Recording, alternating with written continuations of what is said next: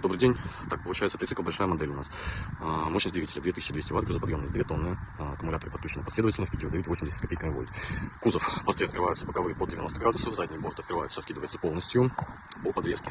Здесь две пары рессор. Кузов поднимается гидравликой. Здесь стоит компрессор. Включай режим Bluetooth. Включился. Кузов поднимается.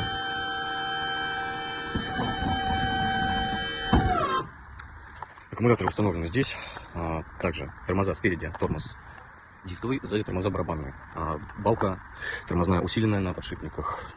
С этой стороны ручник, также понижающая передача по управлению. Ручка газа, передний тормоз, переключение света, переключение направления хода и передачи. С этой стороны на ручке клаксон, поворотники и управление подъемником. И подъемник опускается дальше.